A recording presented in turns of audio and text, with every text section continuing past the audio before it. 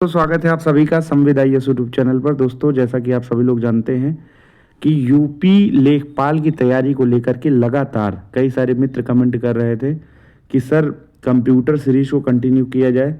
अब ऐसे कंडीशन में देखिए, कंप्यूटर सीरीज में आप देखेंगे लगभग आपके यूपी लेखपाल का जो सिलेबस चेंज हुआ है उसमें 15 क्वेश्चन आपसे पूछे जा रहे हैं। और ऐसे कंडीशन में अगर कंप्यूटर आपने ठीक तरीके से नहीं पढ़ा है या उसके मैक्सिमम एमसीक्यू नहीं सॉल्व किए हैं तो आपके कई सारे क्वेश्चन गलत हो सकते हैं। तो मेरी यही कोशिश है कि आप सभी लोग ये कंप्यूटर सीरीज लास्ट तक जरूर देखें। अभी तक क्या था कि थियोरेटिकल पार्ट में आपको बताता था एक पीडीएफ के माध्यम से, लेकिन अब यही कोशिश है कि मैक्सिमम एमसीक्यू आपसे प्रैक्टिस करवाया जाए ताकि आप जो है बेहतर तरीके से परफॉर्म कर पाएँ एग्ज़ाम में। और दूसरी बात यह है कि एमसीक्यू प्रैक्टिस के लिए वीडियो फॉर्मेट ठीक है। अगर आप सोचें कि हम रेगुलर टेस्ट दें तो ऐसा संभव नहीं हो पाएगा। कहीं किसी टेस्ट सीरीज को आप लगाते रहिए, वो अलग की बात है, लेकिन आप अगर वीडियो को एमसीक्यू सीरीज वाले वीडियो को लगातार देखते हैं तो आपको बड़ा फ़ायदा होने वाला है। थियोरेटिकल पोर्शन आप पढ़ रहे हैं कहीं से किसी भी सोर्स से तो वो आप पढ़ते रहिएगा, लेकिन इसके साथ साथ आपको ये वीडियो भी कंटिन्यू देखना है। 10 12 15 मिनट की वीडियो रहेगी, 50 60 क्वेश्चन इसमें रहेंगे, आपको देखना है। और देखिएगा, इसी सारे सीरीज से ही भर भर के क्वेश्चन आएंगे आपके एग्जामिनेशन में। चलिए पहले क्वेश्चन की ओर आगे बढ़ेंगे और पहला क्वेश्चन देखेंगे। कंप्यूटर शब्द की उत्पत्ति किस लैटिन शब्द से हुई है? तो पहला इसका सही जवाब है कंप्यूट से हुई है। कंप्यूटर को हिंदी में संगणक कहते हैं। क्या बोलते हैं? संगणक बोलते हैं। जो वे कमांड जो कंप्यूटर को बताते हैं कि उसे क्या करना है, उसको क्या बोलते हैं भाई? कमांड की बात करें तो उसको इंस्ट्रक्शन बोलते हैं, निर्देश देना, कंप्यूटर को निर्देश देना। कंप्यूटर के वे भाग जिन्हें हम छूकर महसूस कर सकते हैं, कंप्यूटर का क्या होता है? हार्डवेयर। जैसे सीपीयू हो गया, माउस हो गया, कीबोर्ड हो गया, ये सब क्या है? कंप्यूटर का हार्डवेयर है। और सॉफ्टवेयर क्या होता है? जिसको हम छू नहीं सकते, जो एक प्रकार से हार्डवेयर में ही डिजाइन जो है, हार्डवेयर को ही दिशा निर्देश देने का काम सॉफ्टवेयर करता है। यानी आपने जो इनपुट दिया है, आउटपुट के रूप में प्रोसेसिंग करने का काम सॉफ्टवेयर करेगा। सीपीयू के मुख्य कितने भाग हैं भाई? 3 भाग हैं जिसकी चर्चा हमने की है। एक तो आपका सीपीयू का एएलयू एक पार्ट हो जाएगा, एक मेन मेमोरी हो जाएगा, और एक आपका क्या हो जाएगा? एक आपका सेंट्रल मेमोरी हो जाएगा। ठीक है ना? सेंट्रल या फिर मुख्य मेमोरी, जिसको मेन मेमोरी और सेंट्रल मेमोरी, सीयू हो जाएगा, मुख्य मेमोरी हो जाएगा, और एक एएलयू हो जाएगा। ये 3 आपके भाग होते हैं किसके? सीपीयू के। गणितीय संक्रियाएं, जोड़ घटाव कंप्यूटर किस भाग से होता है? तो आपका एएलयू से होता है। नाम ही है अर्थमेटिक लॉजिक यूनिट। ठीक है ना? तार्किक क्रियाओं का अर्थ क्या होता है भाई? तार्किक क्रियाओं का अर्थ है डेटा की तुलना और मिलान करना। ठीक है? कंप्यूटर का नर्व सेंटर, अगर बात जैसे आपके ब्रेन का जो है, अगर देखा जाए तो आपका ब्रेन जो है वो पूरे शरीर का जो है कंट्रोल करता है ब्रेन। उसी तरीके से कंप्यूटर को भी सीपीयू जो है वो कंट्रोल करता है, और उसके नर्व सेंटर को बोलते हैं कंट्रोल यूनिट। क्या बोलते हैं? कंट्रोल यूनिट, जो कि आपका जो है सीपीयू का ही भाग होता है। सीपीयू और किस नाम से जाना जाता है? तो सीपीयू को जो है माइक्रो प्रोसेसर नाम से। अच्छा, सीपीयू का काम भी है, अगर आपने इनपुट दिया है तो फिर वो प्रोसेस करके आपको आउटपुट के रूप में इंफॉर्मेशन देगा। एग्जीक्यूशन का अर्थ क्या है? एग्जीक्यूशन के अर्थ की बात करें तो आदेश को क्रियान्वयन करना, आदेश को का क्रियान्वयन करना एग्जीक्यूशन का मतलब है। सीपीयू की गति को प्रभावित करने वाला मुख्य कारक की बात करें तो यहाँ पर है आपका क्लॉक सीड। क्या है? Clock seed. कंप्यूटर की शब्द परास, वर्ड लेंथ अधिक होने से गति पर क्या प्रभाव पड़ता है? तो देखिए, अगर वर्ड लेंथ अधिक है तो कंप्यूटर की गति पे आप देखेंगे गति कंप्यूटर की बढ़ जाएगी। क्या हो जाएगी? गति बढ़ जाएगी। सर्वप्रथम आधुनिक कंप्यूटर की खोज किस वर्ष की गई थी भाई? आधुनिक कंप्यूटर की बात की जा रही है, ध्यान रखना है। आधुनिक कंप्यूटर की खोज जो है 1946 में की गई थी। ठीक है? भारत की सिलिकॉन वैली किसको? सिलिकॉन का प्रयोग चिप निर्माण में, आईसी जिसको बोलते हैं, इंटीग्रेटेड सर्किट, इसके निर्माण में सिलिकॉन का प्रयोग किया जाता है। तो भारत में सिलिकॉन वैली बंगलुरु को कहा जाता है। किसको कहा जाता है? बंगलुरु को कहा जाता है। अगला क्वेश्चन है, ट्रांजिस्टर का आविष्कार कहाँ हुआ था? तो आप देखें, ट्रांजिस्टर का आविष्कार जो है वो आपका बेल लेबोरेटरीज में हुआ था। कहाँ पर हुआ था? बेल लेबोरेटरीज में। ट्रांजिस्टर का आविष्कार में कौन शामिल नहीं था? तो ट्रांजिस्टर के आविष्कार में आप देखेंगे चार्ल्स बेबेज शामिल नहीं थे, बाकी वाल्टर ब्रेटन थे, विलियम शाकले थे, जॉन बार्डीन थे, ये सभी लोग शामिल थे। सिस्टम यूनिट का मुख्य बोर्ड क्या कहलाता है, तो आप देखेंगे इसका सही जवाब हो जाएगा मदर बोर्ड कहलाता है। सिस्टम यूनिट किसको बोलते हैं, पूरे कंप्यूटर सिस्टम को सिस्टम यूनिट बोलते हैं। उसका जो मुख्य बोर्ड है वो मदर बोर्ड ही होता है। पहली पीढ़ी के कंप्यूटरों का मुख्य मेमोरी क्या था उस समय, आप देखेंगे हमारे यहाँ क्या चलता था। आईसी तो हमारा तीसरे वाले पीढ़ी में दिखाई पड़ता है। पहली पीढ़ी में हमारे यहाँ जो है चुंबकीय ड्रम, मैग्नेटिक ड्रम चला करता था ना। चुंबकीय ड्रम में मुख्य मेमोरी का काम ये किया करता था, मेन मेमोरी के रूप में जो है काम होता था, ठीक है ना। इसके साथ साथ कंप्यूटर सिस्टम के दो मुख्य भाग कौन से हैं, तो दो मुख्य भाग अगर पूछा जाए तो पहला जो भाग हमें दिखाई पड़ता है वो हार्डवेयर और दूसरा सॉफ्टवेयर। हार्डवेयर और सॉफ्टवेयर दोनों दिखाई पड़ता है। एएलयू का फुल फॉर्म क्या, अर्थमेटिक लॉजिक यूनिट होता है एएलयू का फुल फॉर्म।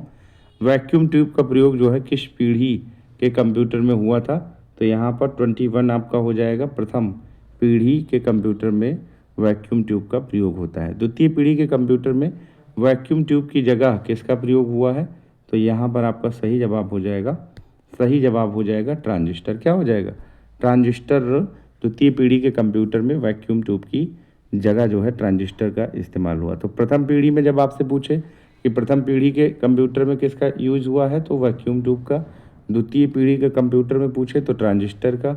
और तृतीय पीढ़ी में आप देखेंगे आईसी का दिखाई पड़ता है। तो आईसी का विकास, इंटीग्रेटेड सर्किट का विकास किसने किया है, तो इसका सही जवाब जेएस किल्बी हो जाएगा। क्या हो जाएगा, जेएस किल्बी।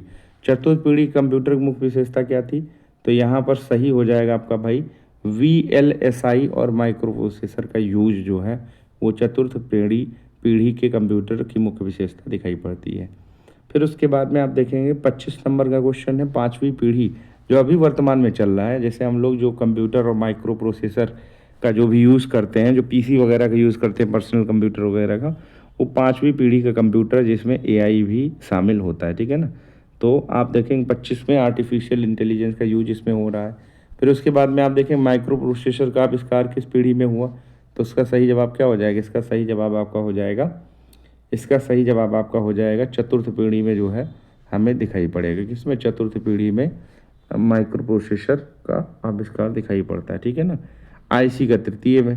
कंप्यूटर किस पीढ़ी में जीयूआई ग्राफिकल यूजर इंटरफेस का विकास हुआ, तो इसका सही जवाब हो जाएगा चौथी पीढ़ी में। जीयूआई का ग्राफिकल यूजर इंटरफेस का चौथी पीढ़ी में विकास हुआ। एनियाक और यूनिवैक किस पीढ़ी के उदाहरण हैं, तो आप देखेंगे एनियाक और यूनिवैक जो है उस समय प्रथम पीढ़ी के उदाहरण है। ये प्रथम पीढ़ी के उदाहरण मतलब कि ये कंप्यूटर है, ठीक है ना। एनियाक और यूनिवैक कंप्यूटर है प्रथम पीढ़ी के। चिप बनाने का के लिए किस अर्धचालक का प्रयोग होता है, तो इसके लिए सिलिकॉन का प्रयोग होता है। देखिए दोस्तों, ये सारे क्वेश्चन मैंने आपके लिए ढूंढ ढूंढ के जो आपके पीवाईक्यू थे उसी से ढूंढ ढूंढ के बनाया हुआ है। एक एक शब्द मैंने टाइप किया हुआ है। अब आप यकीन रखिए ये सब प्रश्न बनाने के पीछे बड़ा मेहनत लगता है। तो आप इस सेशन को ज़रूर शेयर करिए अपने मित्रों को भी, और साथ ही साथ आप इसको लाइक ज़रूर करिएगा, कमेंट ज़रूर करिएगा। इतना मेहनत मैं आपके लिए कर रहा हूँ, लेखपाल आप बन जाएंगे तो भूलिएगा नहीं, ठीक है। मेरे लिए भी एक आध जो है ज़मीनों में लिखवा दीजिएगा, ठीक। चलिए यहाँ पर देखिए लैपटॉप और पाम टॉम का विकास किस पीढ़ी की देन है, तो यहाँ पर आप देखेंगे लैपटॉप और पाम टॉम का विकास किस पीढ़ी का देन है, तो चौथी या पाँचवीं पीढ़ी में आप देखेंगे दिखाई पड़ता है। बेसिकली वैसे पाँचवीं पीढ़ी बोलेंगे, लेकिन चौथी पीढ़ी की शुरुआत में भी लास्ट समय में ये लैपटॉप का विकास हुआ।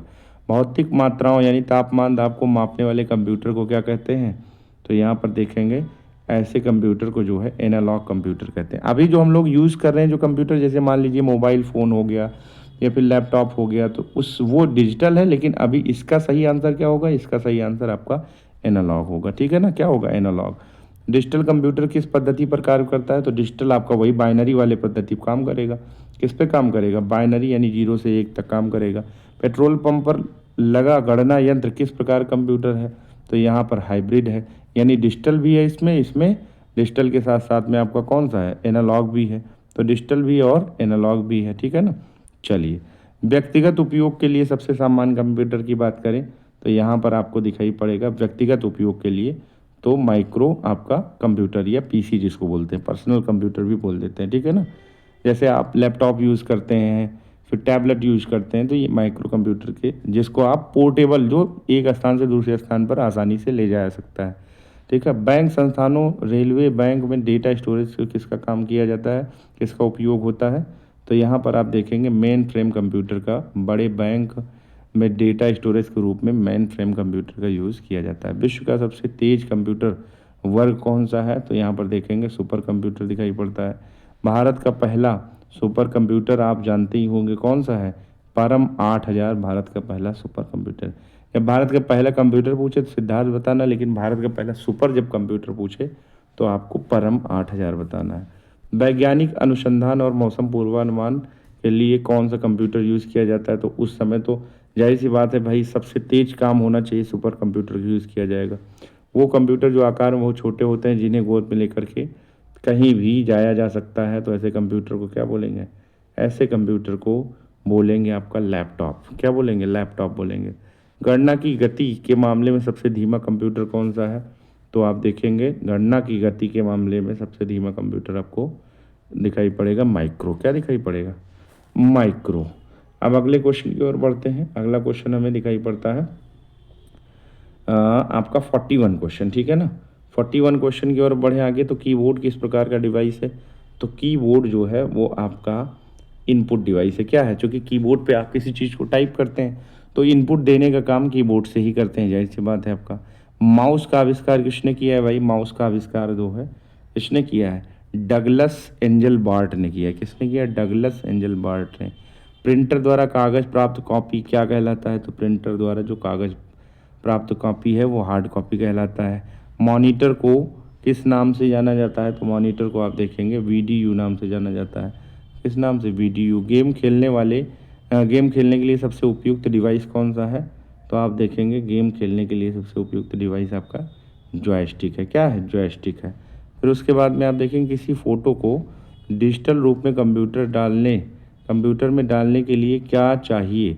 ठीक है, तो यहाँ पर आप देखेंगे स्कैनर चाहिए। मान लीजिए किसी फ़ोटो को डिजिटल रूप में डालना है तो क्या चाहिए? स्कैनर चाहिए। OMR का पूर्ण रूप क्या होता है भाई? OMR का पूर्ण रूप ऑप्टिकल मार्क रीडर है। क्या है? ऑप्टिकल मार्क रीडर है। फिर उसके बाद में बैंक के चेक पर लिखे विशेष अंकों को पढ़ने के लिए क्या प्रयोग होता है?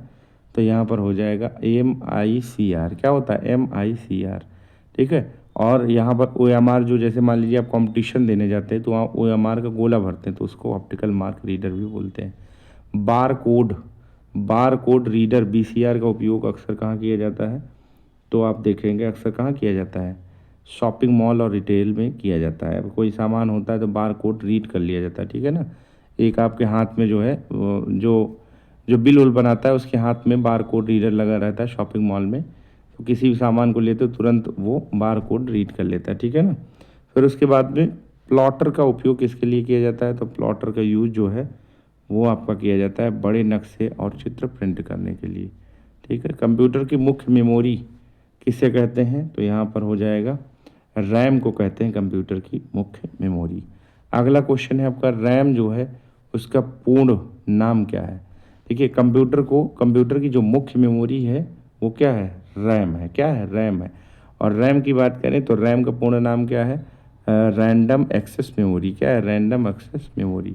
और रोम का पूर्ण नाम रीड ओनली मेमोरी हो जाएगा। यहाँ पर देखिए वह मेमोरी जो बिजली जाने पर अपना डेटा खो देती है तो उसको क्या बोलते हैं? उसको बोलते हैं रैम। क्या बोलते हैं? रैम। चूँकि रैंडमली ये जो है मेमोरी को ध्यान में रखता है, इसे वोलेटाइल बोलते हैं, वोलेटाइल। विट का अर्थ क्या होता है भाई? विट का अर्थ क्या होता है? बाइनरी डिजिट होता है विट का अर्थ। 1 किलोबाइट 1 KB बराबर कितने बिट के होता है? तो आपका 1024 बिट के 1 kilobyte is equal to 1024 byte होता है। कितना होता है? 1024 बाइट। ठीक है। अगला क्वेश्चन, कंप्यूटर को स्टार्ट या रीस्टार्ट करना क्या कहलाता है भाई? तो आप देखेंगे बूटिंग कहलाता है। क्या है? स्टार्ट और रीस्टार्ट साथ ही हो रहा है, बूटिंग। ऑपरेटिंग सिस्टम किस प्रकार का सॉफ्टवेयर है? तो इसका सही जवाब हो जाएगा सिस्टम सॉफ्टवेयर है। क्या है? System software. MS वर्ड या फोटोशॉप किस श्रेणी के सॉफ्टवेयर हैं? तो यहाँ पर सही जवाब हो जाएगा एप्लीकेशन। क्या हो जाएगा? एप्लीकेशन। हाई लेवल भाषा को मशीन भाषा में बदलने वाला प्रोग्राम क्या कहलाता है? कंपाइलर कहलाता है। क्या कहलाता है? कंपाइलर। ठीक है। कैश मेमोरी का क्या लाभ है? तो यहाँ पर आप देखेंगे प्रोसेसिंग की गति बढ़ाना कैश मेमोरी का काम है। अगर कैश मेमोरी है तो प्रोसेसिंग का जो स्पीड है वो बढ़ जाएगा, ठीक है ना। तो ये आपका MCQ सीरीज रहा दोस्तों। मुझे आशा है कि ये सीरीज आपको बेहद पसंद आएगी। ऐसे ही क्वेश्चन आप देखेंगे, मैक्सिमम ऐसे ही क्वेश्चन आपसे यूपी लेखपाल में पूछे जाने वाले हैं। इस तरीके से ही पूछे जाएंगे, इससे अलग कुछ नहीं पूछा जाएगा। तो आप लगातार इस सीरीज को देखते रहिए। अब केवल MCQ सीरीज ही चलाई जाएगी। पहले मैं थियरेटिकल भी सोच रहा था, लेकिन कई सारे मित्रों ने कहा कि सर नहीं, थियरेटिकल नहीं, केवल MCQ सीरीज ही चलाइए। तो हमने डिसाइड किया कि आपको लगातार MCQ सीरीज आपको मिलता रहेगा। ठीक है, चलिए मिलते हैं अगले सेशन में। तब तक के लिए अपना ध्यान रखिए। बहुत बहुत धन्यवाद।